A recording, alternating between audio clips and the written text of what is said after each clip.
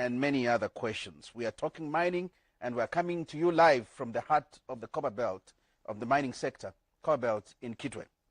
As always, remember you can join us by calling on 0212 2230 19 or leaving a message on our Facebook page, ZNBC Today. I'm your host, Grevazio Zulu. Minister, welcome to the program. Thank you very much, Grevazio. Good evening to you, and welcome to Kopala. Good evening, it is Kitwe, yes, and good evening to our viewers and listeners on various, social media platforms. Well, Minister, I must say you must be one of the happiest ministers. Everything for you seems to be falling in place where large-scale mining is concerned. KCM now operational, Mopani in full production, dewatering at Wansha mines very advanced, expansions in the mines in Northwestern on the upswing. What else can you ask for? Well, Grevazio, the first and foremost, I want to pay tribute to the leadership of President Hakainde Hichilema, and also to say I appreciate that he gave me the mandate to run the sector.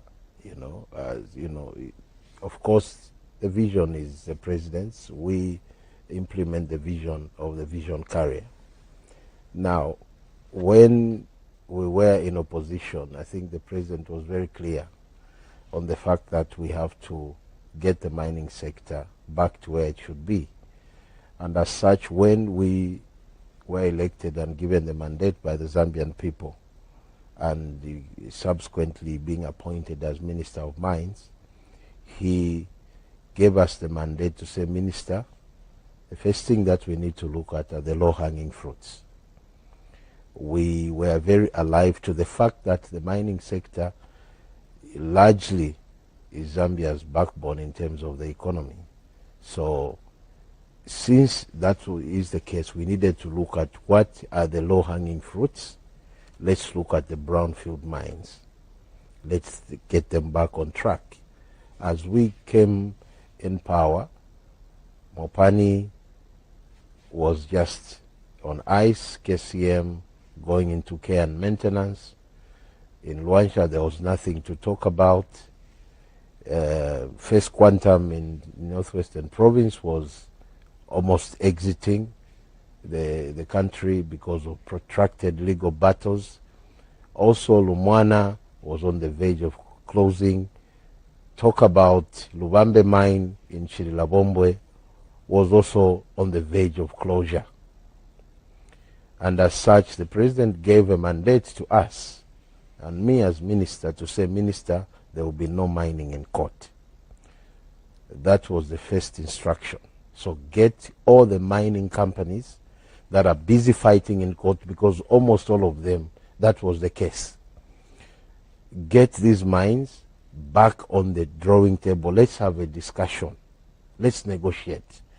Let's talk to each other rather than fighting in court, because when you are mining in court, the economy suffers because there will be no productivity. It's just the lawyers. Nothing wrong with it. It's their job. The lawyers will get their legal fees and get rich.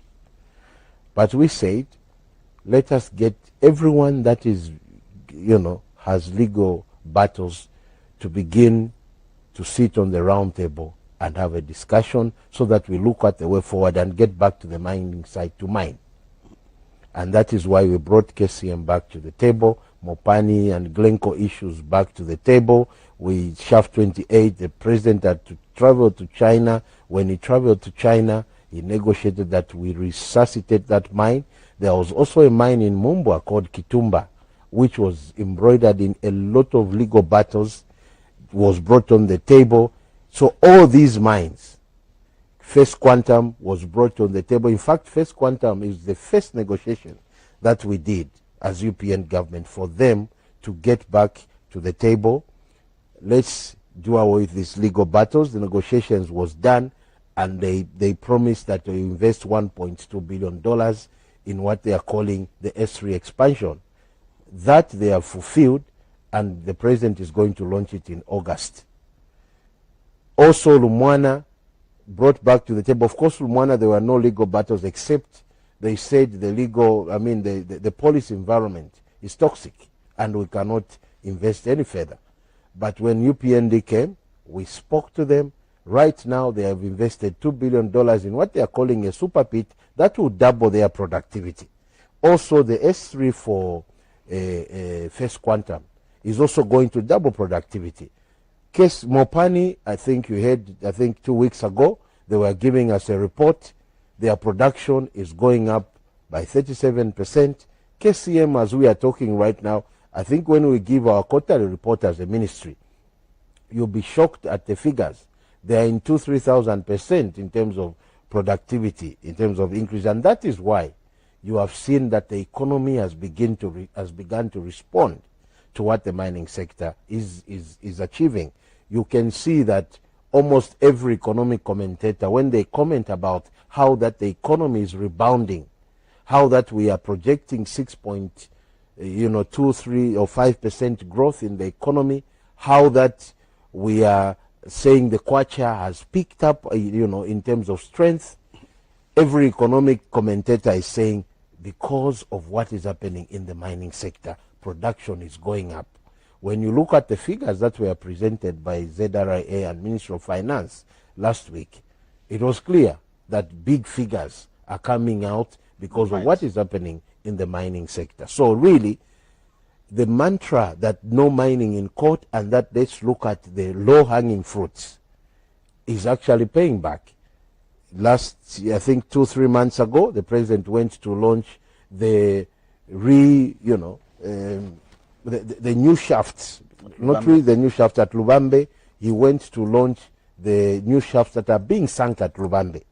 And that shows also, Grivazo, the fact that this economy has a positive policy environment, there is stability and predictability in the economy, and that is why people can even risk huge amounts of money to start shaft sinking like what has happened at Lubambe. Because of that, as a consequence, Lubambe has increased its direct employees from a paltry 600 to 1,600 employees who have been now directly employed because of that project that is happening. I was going to ask you that question, Yes. because all the figures seem to be looking good. Yes. In terms of contribution in taxes. Yes. Production figures. Yes. But then somebody's bound to ask, how is this translating in growth in numbers of employment, job creation, Yes. growth of SMEs, and Yes. of course, pushing other sectors in the backward and forward linkages? So, like I said, since the mining sector has rebounded, Mopani alone, when we were, finishing the negotiation, the employment figures were around 10,000 plus. Now they are at 13,000. That's a benefit to the local employment, figures. KCM should have pruned people. In fact, for Mopani, some of the, the bidders that came were saying they have to prune 2,000 people. But we had to make the right decision of picking the right bidder in IRH who said, no, we are not going to prune people. What we are going to do is to embrace technology, because there are 4 pillars that President HH has given on which we must operate in all sectors. 1, affordable capital, which IRH brought in Mopani. Number 2, embrace technology. Now, how did IRH embrace technology? They said, no, instead of us pruning 2,000, we'll actually employ more. Why are we going to employ more? We are going to apply our technology to improve the grades at Mopani. So as they were improving the grades, it called for them to even employ more people, increase the number of shifts, and that is why the second pillar of technology has worked. So the capital that has come into Mopani through that partnership is affordable capital. Then technology has made us increase in terms of the numbers at Mopani. From 10,000, they are 13,000 in terms of direct jobs. At Lubambe, because of again, embracing the issues of technology, from 600, they now have 1,600 people directly employed by Lubambe. So that is a benefit. KCM itself, they have not touched the issue of employees. They have maintained them at 10,000, and still they are going to still employ more people. Why? They have embraced the technology and issues of capital that should come into the mine. So really the first consequence, Grevasio, is direct jobs for our people. Secondly, is now suppliers and contractors. All the mines that we brought back on board have increased the numbers of suppliers. Are we happy as government? Partly yes, partly we are not. We still can do better and can do more, and that is why we continuously engage these mining companies to be able to now increase the values that they allow for the Zambian local suppliers and contractors. Because remember, Grivazio, what we said is that as we employ our people, as we bring back these mines, the benefit will be, one, taxes to government, royalties being paid and various taxes. Secondly, is direct jobs, and that is happening. Thirdly, is indirect jobs.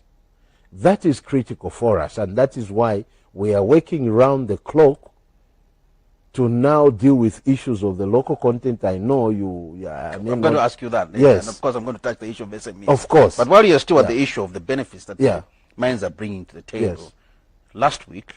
just last week, ZRA at the town hall, where the Minister of Finance had organized a town hall discussion, disclosed that the mining sector had contributed 7.4 billion, just half this year, more than 2.9 billion contributed last year. But then there was a law side to it, that less than 10 companies, mining companies, are paying this money.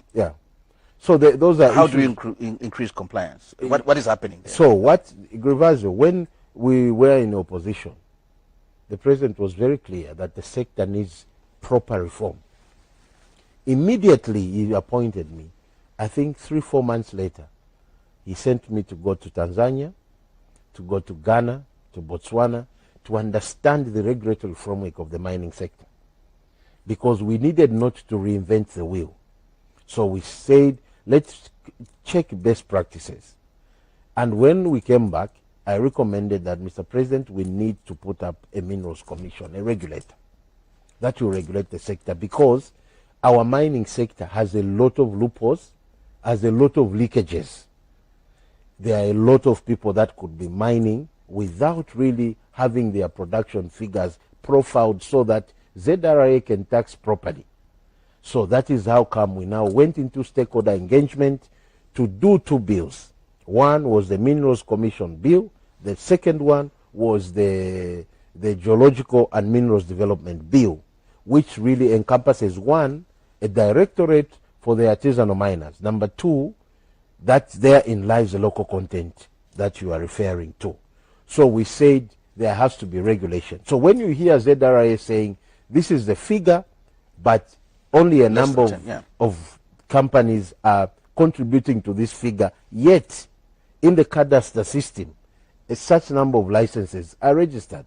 So what will the regulator do now is to follow through each and every mining company where they are mining, because the regulator now will bring capacity, will build capacity within the ministry to be able to check everyone that is mining in a kg or a gram of any mineral.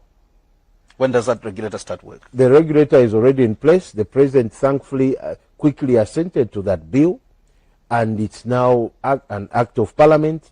I've already signed the commencement order. Now the structure is being approved by cabinet. We have already, cited the offices where the commission will sit, and names are being cleared through the government system for people to start sitting and begin to implement. We had to do a lot of stakeholder engagement. You remember at some point we were almost enacting it. Then stakeholders complained, and the president called it back so that he, as he has said, is an all-inclusive and very listening president. He allowed that more consultations were done, and then we agreed to it. So now we are going into full gear in implementation of the regulator. That is what will answer to what ZRA has been talking about since time immemorial, to regulate the sector, to check everyone that is mining everywhere. Because yes, there are leakages in the sector. There are those whose production we may not know. We cannot have 750,000 square kilometers of a country being supervised by a Minister of Mines that sits in Lusaka with a few bureaus dotted who are very incapacitated. Now, with the coming in of the Minerals Commission, the regulator, that is now changing. To enhance efficiency. Indeed. Now, let's weigh in again on that issue. There are counter arguments. When you speak big figures and good money coming out of the mines and all that profit and pushing the economy forward, there are still people that argue that Zambia could have made more money by foregoing the incentives that you have given to the mines. You know, and I'm glad you've brought up that issue.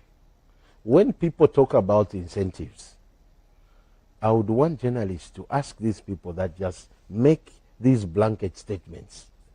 You have given so much incentives. Let them go in the details.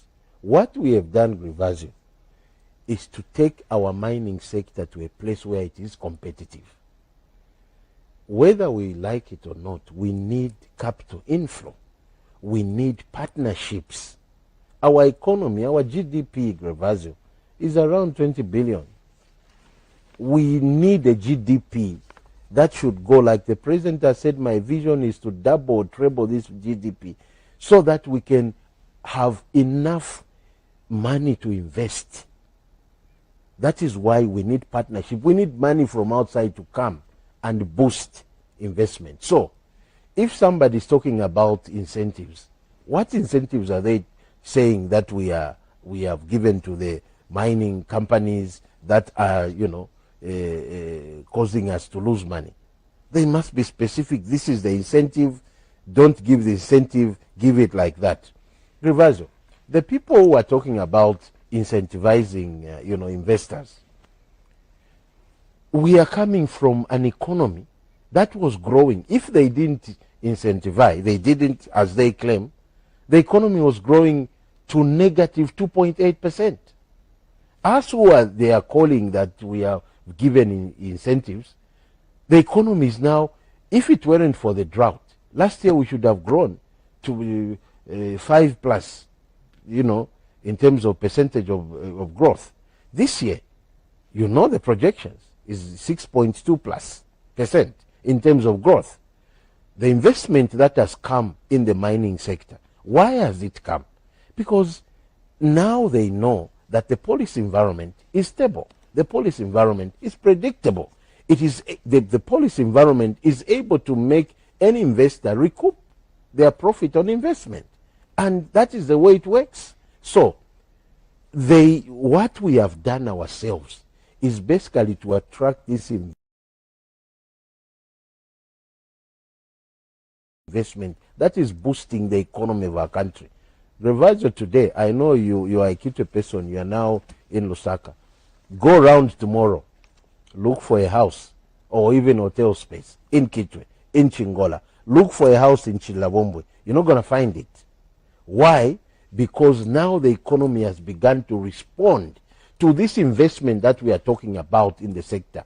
That is why we now need more hotel space, so Zambians can invest in hotel space, Zambians can invest in lodges, Zambians can in real estate, because now it's booming. Why is it booming? Because activities have begun happening in the mining sector because of these very figures that we are talking about. If you went to Mumbwa today, there is a mine called Kitumba, which was embroidered in a lot of legal battles. They are going to employ 2,500. They are building a 50 megawatt power generation solar plant in Mumbwa. They are going to build a housing project in Lumwana, Grivazio. Right now, Lumwana announced that they are starting a housing project of so many houses where our people will live. It's not for anybody else, but for Zambians. That is what we talk about when we say the mining sector is rejuvenated. When it is rejuvenated, the consequences is what we are looking for. Have we gotten what we want? Not as we would want to be happy, but we are pushing towards that, because this rejuvenation now, we need to say, okay, here, what have we done? Lumwana is building houses. In Chililabombwe, there is a mine called Bingomba, which is poised to be one of the biggest mines in Africa. There's a bit of quietness there. No. They are busy. They are very busy. Extremely busy. They are drilling. Next year, as was promised, they are going to start shaft sinking. They are sinking a shaft. It's a mine that is going to come up, and shaft sinking will employ thousands of people. There will be, in fact, most of the houses around Chilabombwe, you find that it's cobalt, Mingomba mine. You find that it's KCM. You find that it's Lubambe mine. So they are also busy. So really, there's a lot happening in the sector now. Yes, every mine is pushing production upwards, exactly, according to what you say. Yes. So what are you looking at next year? Your projection? So 1.5 this year. This year we want 1 million. This year we want 1 million. When we get to 1 million, because all of them, like Mopani in their report, they are saying by 2028 they will have tripled their production. And now, that's the same time that Super Pit gets its first production. Indeed. So you can see that when we said 3 million tons, we looked at the plan. We looked at the focus. What is the focus? This mine will producing like this. S3 will have kicked in. Super Pit will have kicked in. The very Mopani production will have kicked in. KCM production will have kicked in. Because also KCM, their projection is also to triple by those periods of time. And remember, what we said when we came was that we want the 800, the 700 to triple to 3 million tons. All right? So we were looking at the profiles of all these mines. And we've done a matrix of next where year, what this are you is going to come at. So next year, I think we'll give you the figures by the end of the year, because first let's hit the 1 million. We don't want to jump the gun. When we hit the 1 million, then we start pushing maybe to 1.3, 1.5. But for now, our focus is to make sure that we hit the 1 million target. And when we do our quarterly briefing, I think we will have increased even this year by around in the first quarter, in the second quarter by around maybe 17%. But we'll confirm the figures when we do our quarterly briefing, which we should have done last week. We'll confirm the figures. But even this year, there is a percentage positive increase in terms of production for copper.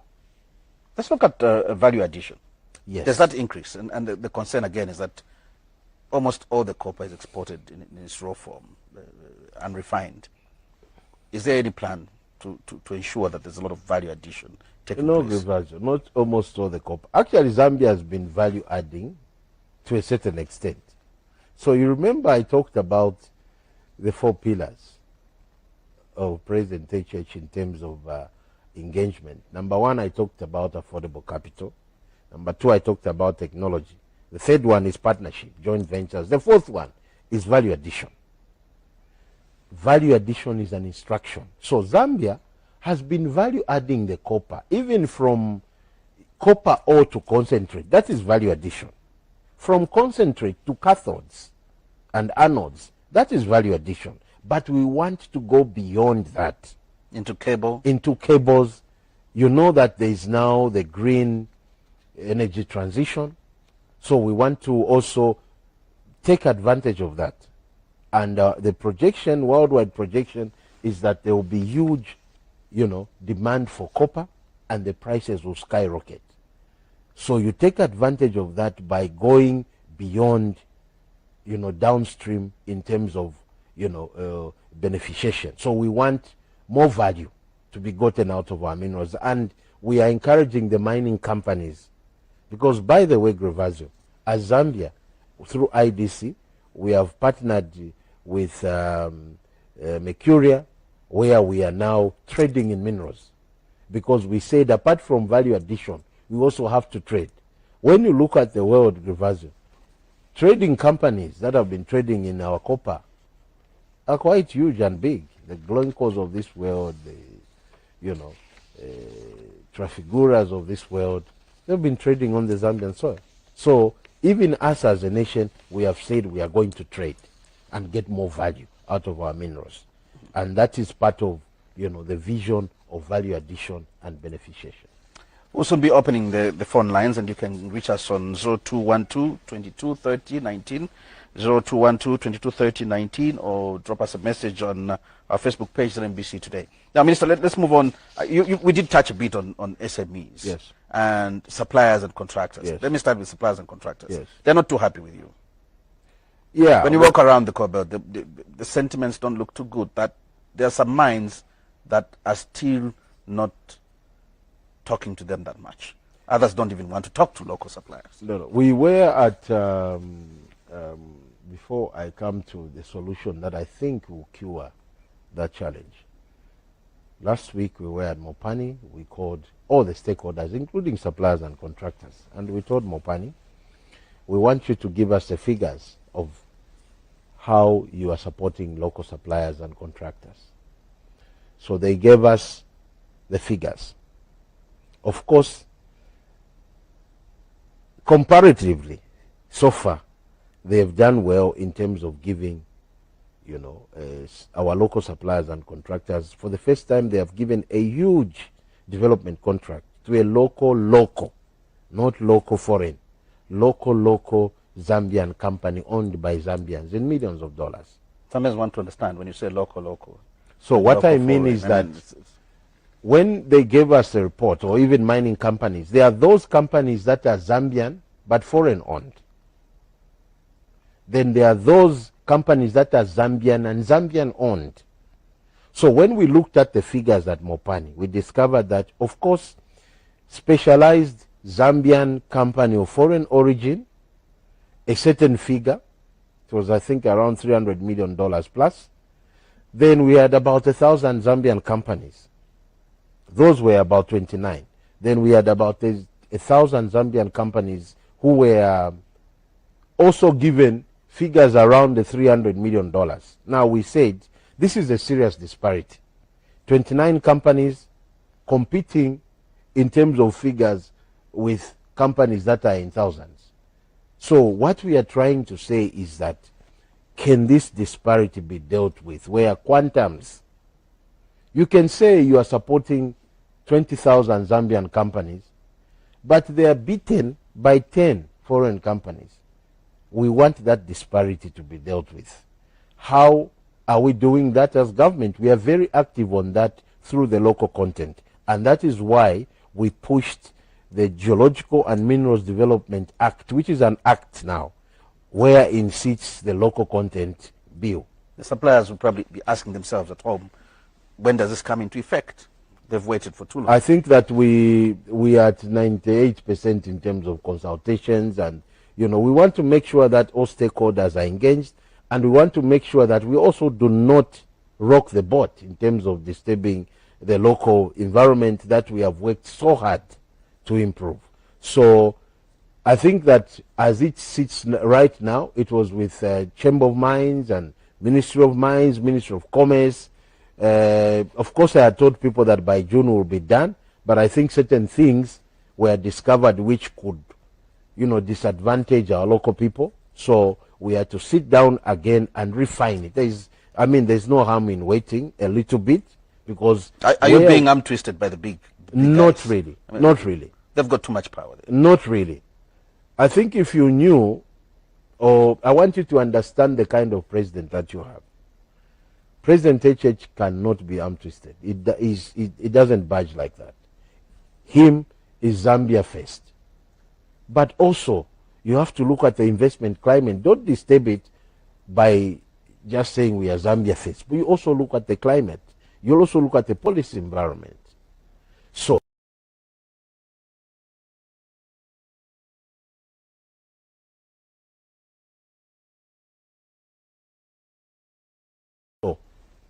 what happened was certain things in the drafting could have disadvantaged our local suppliers and contractors.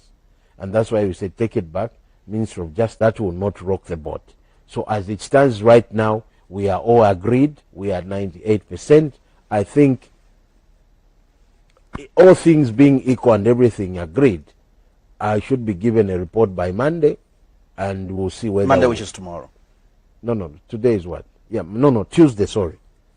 Tuesday, because tomorrow we have cabinet meeting tomorrow. So Tuesday, I think they'll give me a report, and then we'll be able to see whether we go ahead and sign the document and announce to the people. There are those mines that just don't want to talk to the suppliers, even refuse to have meetings. They will be compelled by the law now.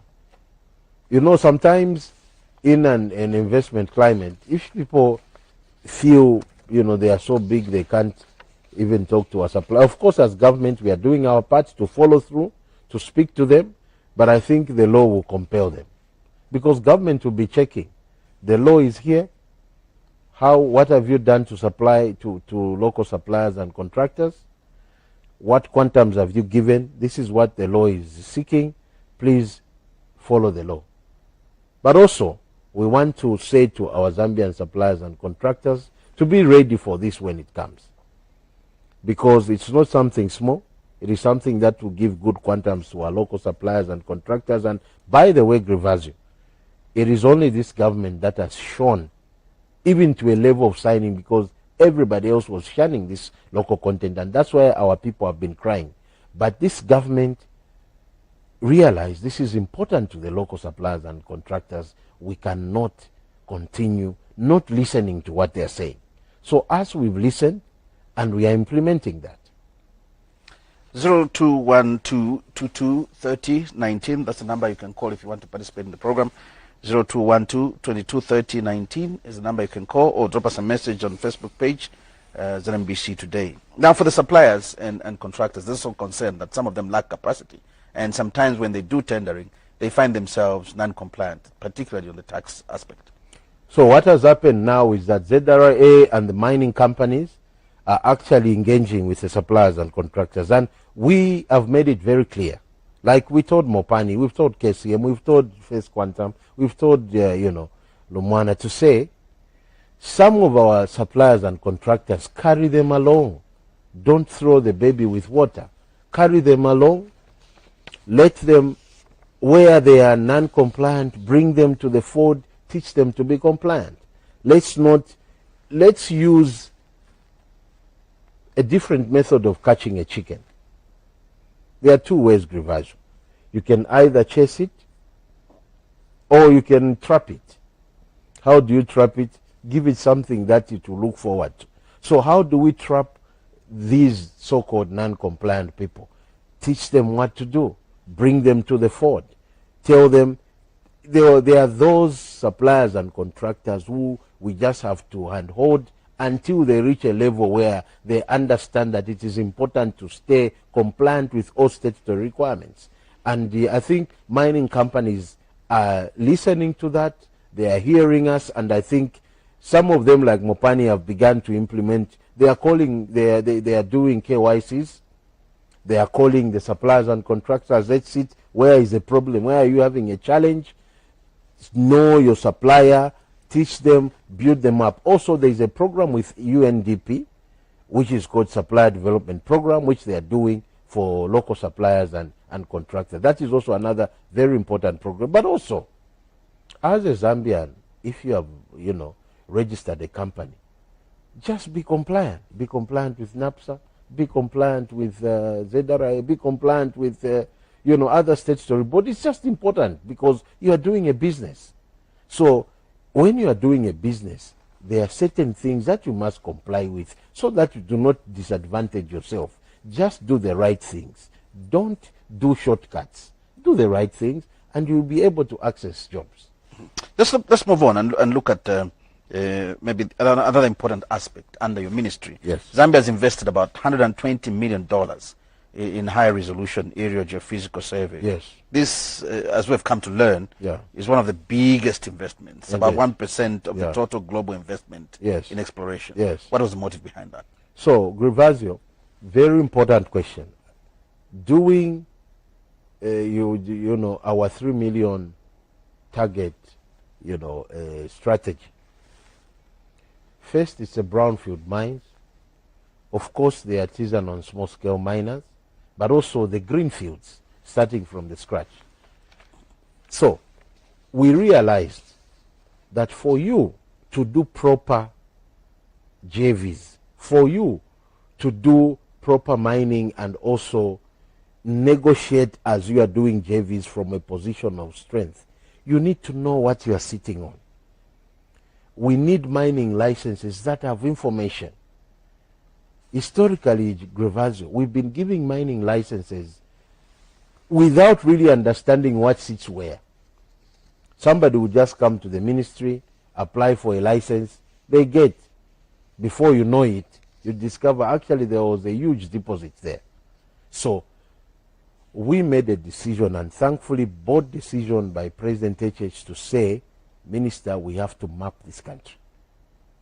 we have to find the money and map Zambia, understand what we are sitting on, so that when we follow his 4 pillars of capital, technology, joint ventures, as we negotiate on these joint ventures, we'll be negotiating from a position of knowledge.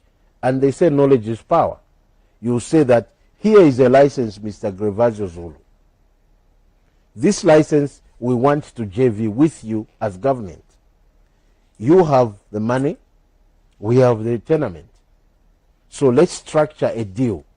Then you, of course, as an investor, you say, but what is this tenement? Then we tell you, we have this information because we have mapped. We have invested in the mapping. We know what is sitting on this tenement. So we want to JV with you 50-50, invest in exploration. So you're doing a joint venture from the position of knowledge, and investors love that. And when we say investors, Grevazio, it's not only foreign investors, even locals. Zambians can consortium and JV with its own government. We have a group of Zambians, also the Zambian government itself. They form a consortium. Here is a mining license. Here, let's discuss and go into a joint venture. And this joint venture, because of the mapping that we've done, we have an understanding. And that's where we are mapping. What is the latest update? So the latest update... What are the feelers? What are you getting from them? So we are about 26% in terms of the whole thing. But in that 26%, because we zoned the areas in different zones. So the sub-zone 5, which is now mapped at 98%, which is in the Western Province and the parts of Southern and Northwestern Province. So that is where we started from. The planes have been flying. And really, you know, the feelers that they are giving us, those that are on the ground, is that the results look very good. But of course, we cannot preempt it and announce until they properly compile that data, interpret it properly, and present it, of course, to the president before anybody else sees it, so that we can now say, okay, in these areas, these licenses, this is what they are sitting on. How long is that likely to take? Like if I say 98%, because the mapping itself should finish by next year. But the agreement was such that whichever block you finish, compile the data, interpret it. So the one we are saying 98%, it means that that data will now sit with the geologists and the, you know, mineral experts. That data will be announced to the public. It will be interpreted, presented to the ministry and to the president, and also made available to would-be investors. When you talk about blocks, what provinces are we looking at? So there is the block that is encompassing, I think, Southern, Western, and Northwestern. There is a block that is part of Southern, but also encompassing Central. Is that the one which is at 98%? The one that is at 98% is the one that is Northwestern, part of Northwestern, Southern, and Western Province. Yeah. So that we like to have results yes. before the end of the year. Yes, definitely. Now, memories are still fresh on the Mufumbwe Kikonge yes. gold rush and yes. the crisis that followed. Yes. Unfortunately, we lost lives in there. Yeah. But maybe before I get that question, let me pick a call from David. You are through to the program. Please go ahead and ask your question and try to be brief. Good evening, Honorable Minister Kabuswe. Good morning, David. Is it good morning or good evening? Good evening. Thank you very much. Grevazio, how are you? Fine, thank you, David. Please go ahead and quickly ask your question. Thank you very much. I'm so grateful that our Minister of Mines is articulating things that concerns the nation. It's a wonderful thing that we get to know what is happening, and my question to the minister is that he talked about partnership, that both locals and international investors can come in and partner with the locals. But I have a concern, Minister. Yeah. I think your office is aware of what is happening in Solwezi district and the Kalumbira district. We have a situation where a mine was not fully compliant, as you said, that mines those who have registered their companies must be compliant to statutory obligation, cause that they at least maintain their companies clean. We have a situation where one of the gentlemen in the Karumbila area, I think that is Mukumbi area, he had a mine which deals in amethyst. He wanted to partner with, I think, someone of foreign origin. But this person took advantage of the ignorance of this old man, who is a local person there. So that mine, as I am saying, is no longer in the hands of a Zambian who registered that area, and it had the coordinates all over. But it is now grabbed and given to this fallen woman. And the same person grabbed another Kimalaro area where, you know, the locals were also trying to earn a living, though illegally. I suggest that the president guided that people must register cooperatives so that at least they can formalize their way of doing things and then benefit the community and the rest. But these two places have been taken by one single woman who is now mining amethyst in all these two areas, and people are no longer having access to these mines. So what's your take, or what help would you help the locals, Honorable Minister, to understand? I think compliance is number one, but when it comes to partnership, these foreign people, investors who are coming in, they're taking advantage of us having no financial capacity to invest. David, we'll have to let you go. We need to give time for others to also ask. I'm sure the minister's got you. Thank you very much. Thank you very much. Thank you. So I think Gervasio and David, thank you very much for that very important question. I think what government has done now, Gervasio, and I'm glad David has asked that question. Government has created what is known now as a deal room, where we want Zambians who have licenses to come to that deal room so that they are helped even to negotiate proper deals. Because I think probably that could have been, I'm just trying to guess, that could have been maybe a failure to discuss a deal properly, and somebody took advantage of that. So we want to sensitize Zambians that there is now going to be a deal room where we invite Zambians who have got licenses, number one, to meet investors, number two, those who could have met investors but they want to be helped to negotiate a proper deal.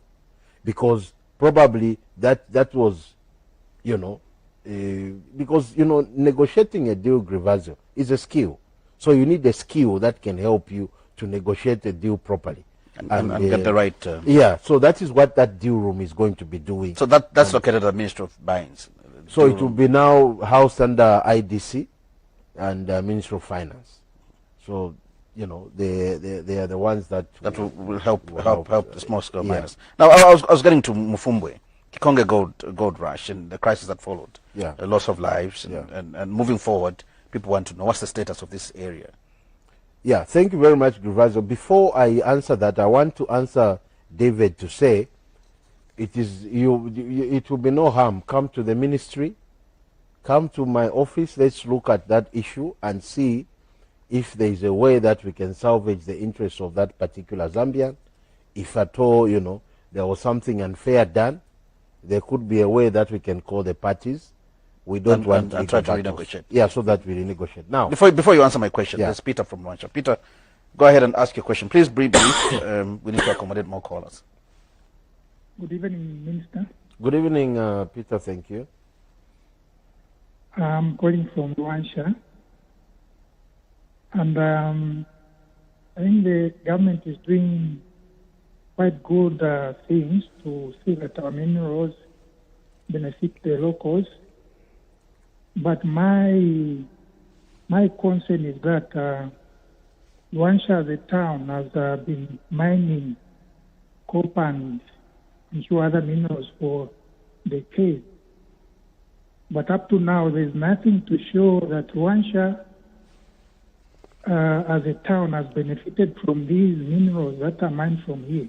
You come to Luanshya, it looks like a ghost town. Even the mine itself, where the Chinese are operating, if you look at their infrastructure, it's run down as if it's from a war-torn country. I think the minerals should also benefit the towns where these mines are. But Luanshya, it's like you just see truckloads of copper going out, but nothing has come back to benefit Luanshya. Peter, thank you so much for your question. We've got it. Minister, we've got it. Yes, I've got it. Yes, so that is why. Yes, Luanshya has gone through a lot. But Grivazio, for me, I want to be very frank and straight.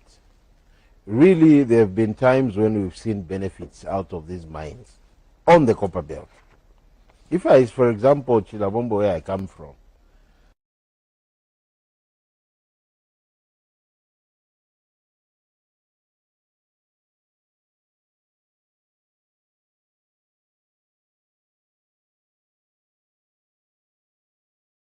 most of the good houses there, the roads that were there at the time, the hospitals that were there, were as a result of the mining companies, including Luanshya itself.